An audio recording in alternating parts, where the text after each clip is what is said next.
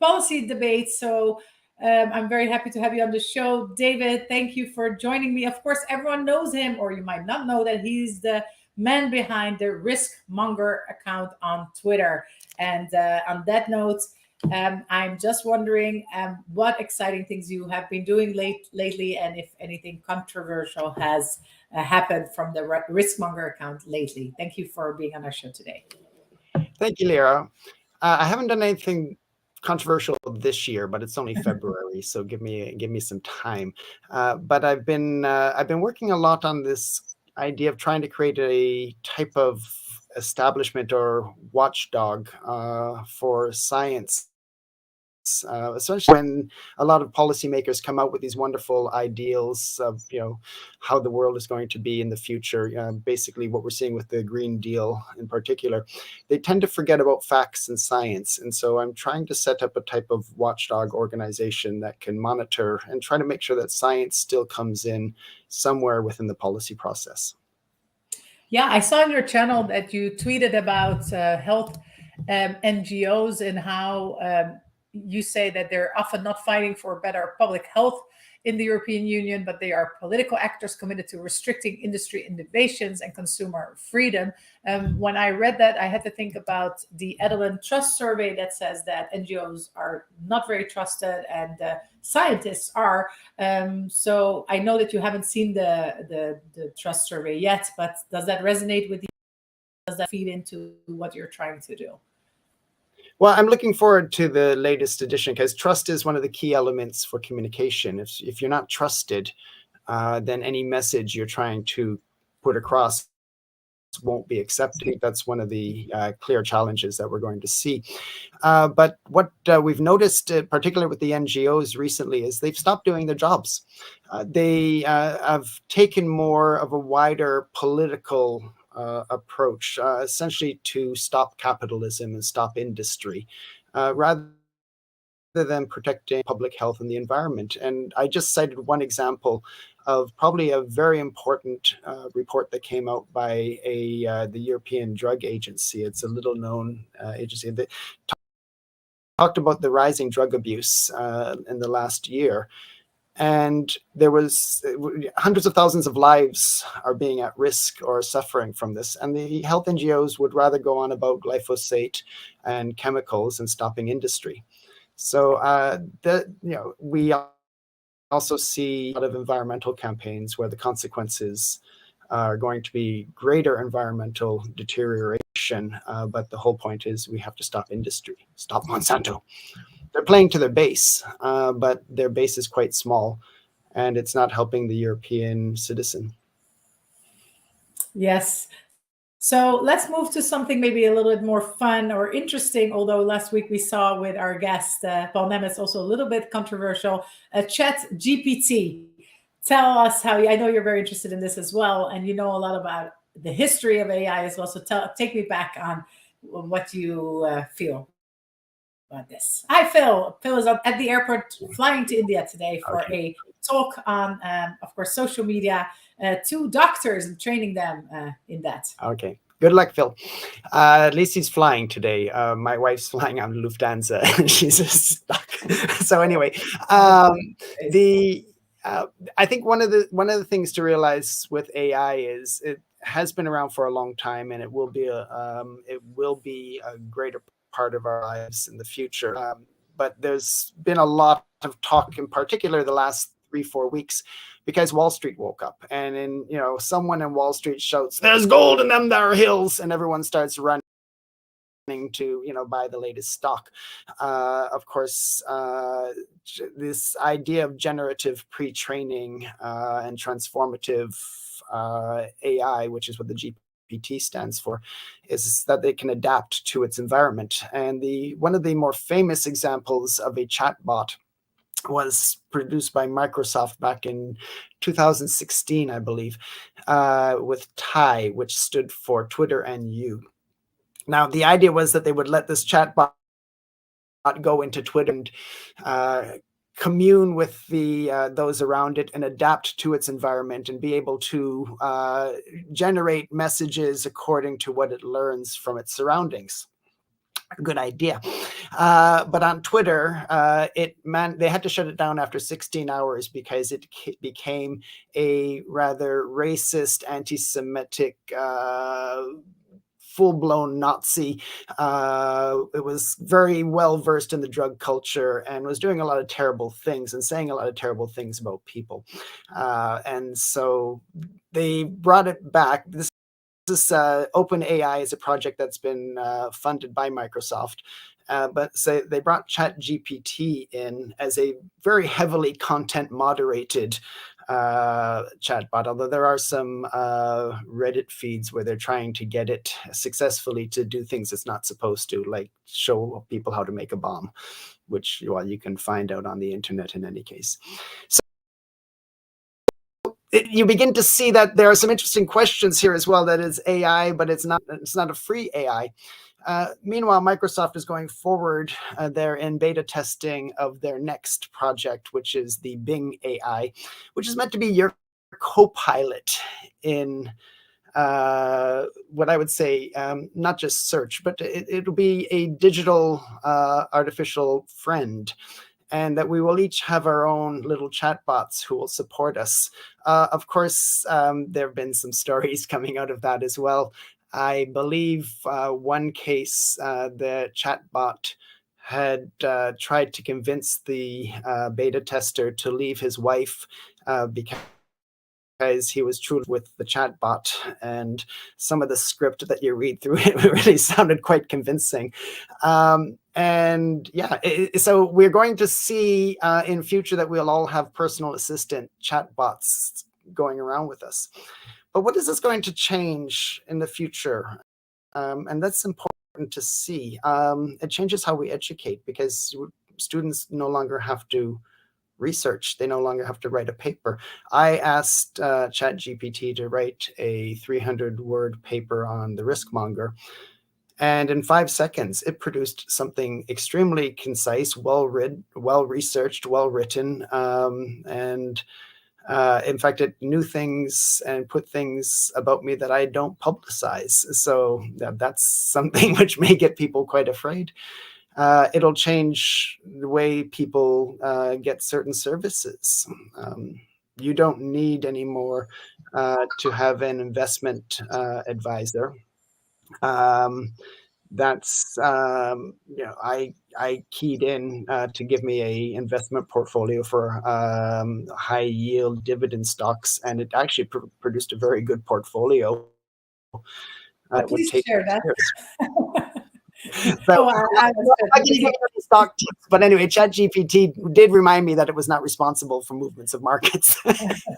But David, what would you say, because I have teenage kids, what are the professions that are likely at risk due to this technology, and which are the professions which are likely going to stay, in your opinion? Well, communications, I think, is going to be difficult, because we really at a certain point won't know if we're communicating with or with a person or with a chatbot. It's getting so good at the present time, and we can only see this improving.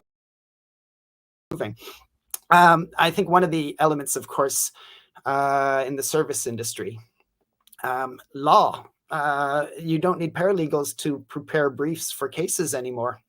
In fact, I understand that the ChatGPT can do a much better job preparing a brief for a law case, especially if it knows the judge, because it will have the whole history of how the judge has been swayed in his or her decisions over the years.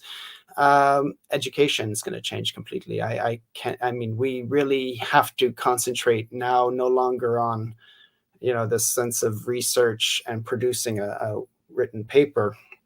We're going to have to concentrate on areas like critical analysis. People have to be able to think and bring their own creative ideas in. Even creativity, though. A sister organization, ChatGPT under OpenAI, creates graphic images. My last article had an image that was produced by a chatbot. It just said, give me a picture of a wolf in front of a flock of sheep, and it made one for me. Yeah, so it's more the strategic, high-level, analytical jobs that, so you need the lawyer to argue the case, but you don't need the paralegals that prepare the case. Exactly. It's that kind of difference, right? Yep. it's the strategic insights, but it's not the writing of the LinkedIn post or the articles. Yeah. So yeah, so that that changes things quite a bit, and you need to make smart decisions. In terms of narrative and how things have changed, whereas before you could easily or more easily sway people, things are much more nuanced. And I also wondered what you thought about the Chinese balloons, or supposedly Chinese balloons, which were 3 times the size of a bus. So quite apparent and seem to be not like TikTok. So why? What is the reason? Why are Tell me more. What do you think about this? Well, fear causes people to react. It's very nice you don't do anything, and then all of a sudden someone's afraid and we have to do something, and we don't tend to know what to do at that point. So either we do what the next person is doing, and that happened at the beginning of the COVID crisis, or we overreact. And in the US, I think this is just a delightful story of how the Biden administration was afraid that they were seen to be soft on China, and so they started shooting everything in the sky that they could see. But it did create another element here, and that is tied to how messages are presented, and that gets to the question of a narrative itself. Tend to not study enough in communication sciences the role of narratives. We tend to think that a communication campaign has a message, and you have certain ways to put forward that message towards your target audience. And we ignore, to a certain degree, how narrative influences the reception of that message. Just if I can just get a little bit, sorry, Professor Riskmonger here for a second. Back 25 years ago or so, when I was involved in setting up Green Facts, we had a belief that if you give somebody a fact, you give somebody some scientific truth, they will receive that information if it's well communicated to them, and they will make the right decisions. We are terribly wrong in that belief, because what happened eventually with social media that had come since is that the way to shape a narrative became very complex. So we no longer are speaking about information that is conveyed to a target audience in a certain way with a certain message attached to it as the art of communication. Now we really have to look at how these narratives are shaped. Back around that same time, for example, there was still this view that you could change narratives with just a certain amount of investment in advertising. ExxonMobil famously thought, well, the narrative of climate change isn't going to be good for business, so let's just deny that climate change exists, get enough people out there to say that, and we don't have to worry about our message being distorted. Well, with social media now, it's a more democratic process to shape the narrative. And with that, of course, the scientific community is not a very strong democratic force. So it's difficult for scientific messages, information, what they call facts, to be accepted by the public. If the public feels that all research and innovation is going to cause more problems and more trouble than good, then if you're an innovative company, the narrative is against you. Think of a narrative like a basket that holds all of our stories. In fact, the stories sort of weave into each of the fabrics of that basket. Now, the basket maybe can hold a lot of stories, or it can be a basket that has a big hole in the bottom and then no stories stay in, and so if your story fits within the narrative, people will believe it and people will accept it. If it doesn't, then no strength in communicating a message will get that story accepted.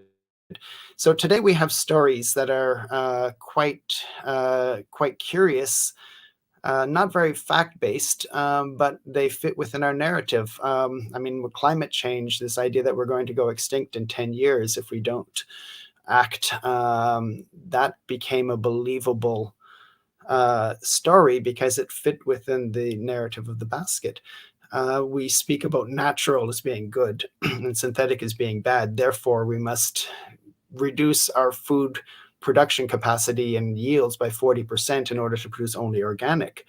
Okay, that's because there is a very strong narrative that's been woven through decades of relentless communications by the organic food lobby and a lot of NGO activists to get you to believe that anything that has been, grown by industrial farming or intensive farming is bad.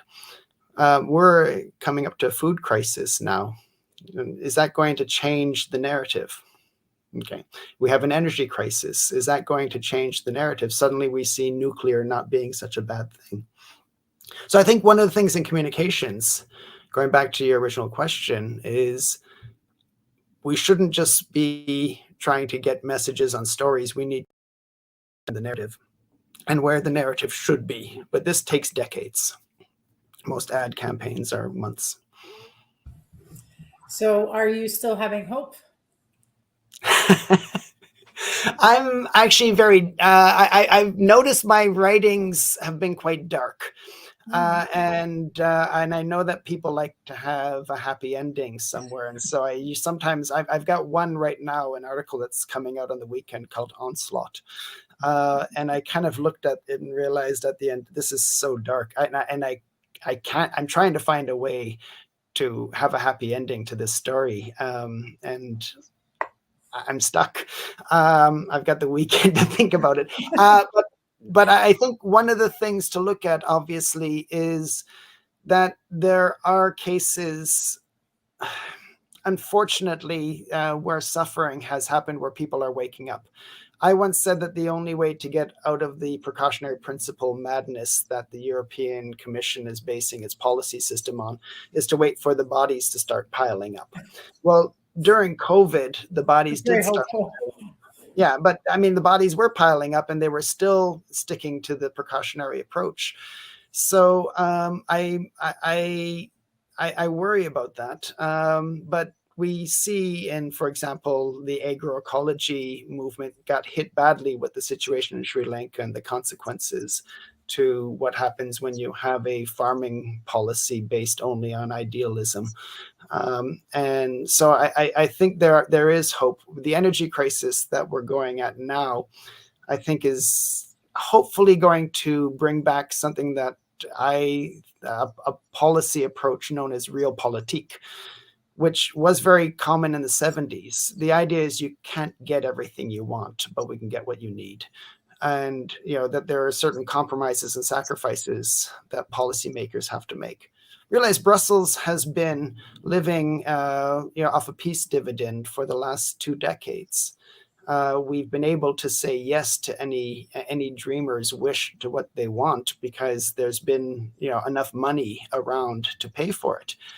Well, we see at the moment now that we don't have that world anymore. We may actually have to make hard decisions. And that would be interesting.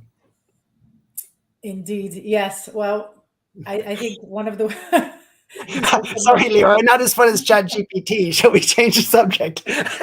I think there's so much you said. I think one of the things, of course, that the ways to form coalitions with like-minded individuals and organizations, so that you don't feel like you're finding things all by yourself. And I think there are there, so you're not all alone. I think the return to facts and fact-based, not idealism, not ideologies, will help. And that's where hopefully bringing back more science into the policy debates will be helpful. I mean, what we've seen with things like Farm to Fork has just been scary beyond belief that people are actually saying and going forward. So hopefully policies will become more evidence and fact-driven rather than ideological. What can communicators do to improve the conversation? Phil is asking. That's actually a good point, because a lot of this has been done by communication campaigns that have been driven by a lot of interests. And I think what needs to be done is to stop the sort of binary us versus them. It's either the left or the right, or the industry versus NGO, and just look at each situation and think, well, let's take the best out of every situation and find a compromise. And I think that can be done through dialogue and through more listening than grandstanding. We've forgotten that communications also is listening. Yeah, and with the internet and with LinkedIn now becoming more of a platform, I don't know how active you are on LinkedIn, but each one of us can make a huge contribution and getting our messages through. So this is the advantage, of course, of the social age, as you explained it.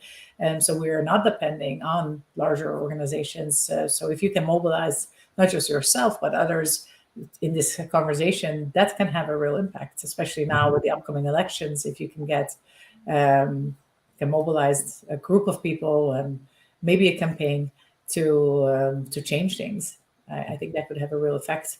But we could discuss. I wanted to acknowledge Iftikhar, who says, "Great to hear from the Riskmonger. Thank you for watching." And Daniel, who says, "Hello, guys. Happy Friday. Happy Friday to you as well, Daniel." And Phil was asking if Chat GPT has a soul. What do you think? It's one of those rather interesting things that as it begins to adapt, and I keep getting lines from Space Space Odyssey coming back. Sorry, Hal, I can't do that.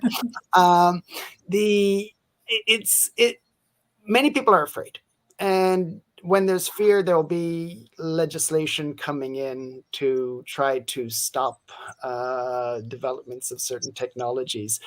And I don't know if you can actually stop the development of this technology. I can understand the fear that's involved, but I mean, I'm turning 60 this year, and I'm going to, I'm saying goodbye to sort of the good years, and I'm going to be eventually ending up probably with some dementia in a home somewhere.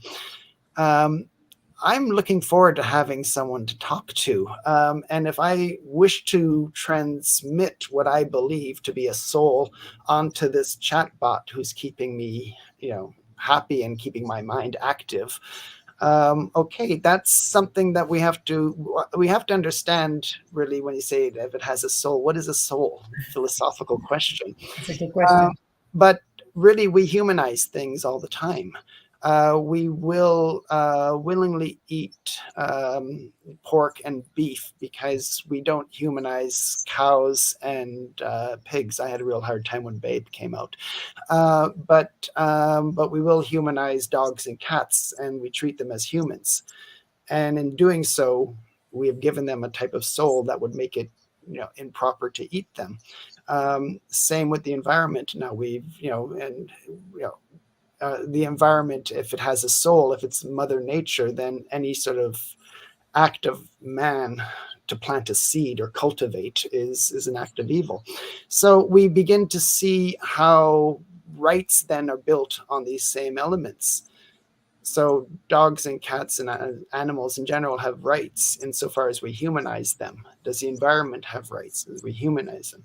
Well, does Chat GPT have rights? And there was one case actually in one of the beta testing on, sorry to see me smiling, it's a good story coming up, that one of the chat bots that was being beta tested in the Bing AI testing was certain that the owner or the human was going to hack in and try to shut it down, and it became quite paranoid.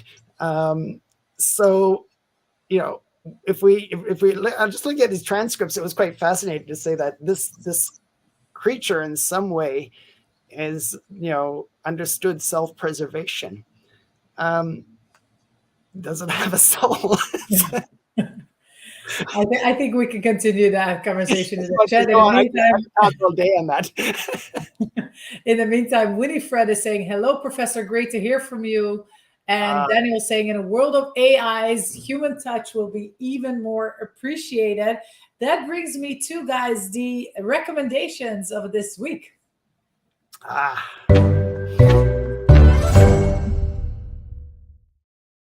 David, do you have any recommendations for us? My first recommendation, of course, it's quite difficult to come up with recommendations because in the field that I'm working in, most of the people who are doing incredible things are just too busy to take the time needed to punch out books or podcasts or the like. But so I'd say that I like the work of certain people.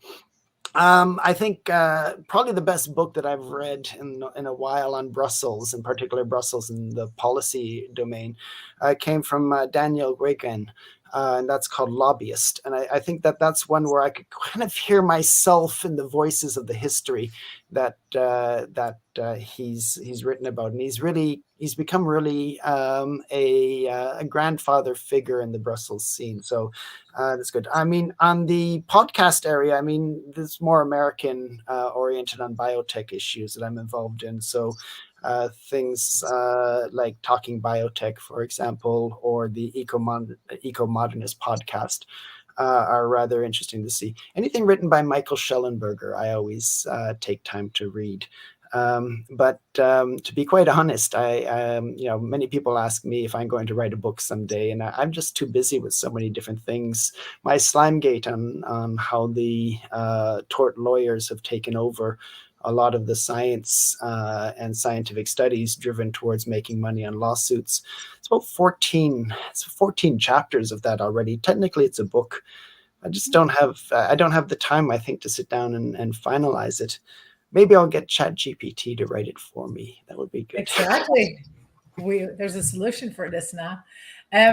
I want to recommend a podcast again. It's called Hard Fork. It is a podcast from the New York Times. That's not my favorite newspaper, but it is a good podcast. And it is all about tech and social media. So, for example, if you want to find out more about Bing or how Elon Musk is rewriting the algorithm, or about TikTok or the origin story for ChatGPT, and then this is the podcast for you. So quite interesting. Also that Netflix has a regime change and why and what's happening. So quite interesting for individuals and communicators, individuals such as us. I think that brings us to the end of this ZN Live with Phil on his way to India, us in Brussels, and I hope that everyone is healthy. We think of the victims in Turkey. If you haven't donated yet, please do that because the whole part of the country and in Syria needs to be rebuilt. So we really encourage you to donate everything that you can spare. Not everything that you can spare, but if you can spare something, please donate. And yes, all our best wishes to people in those regions. All right. Thank you very much for joining us today, David. Hope to see you again in person soon. And Phil, good travels. Thank you, David. Bye-bye.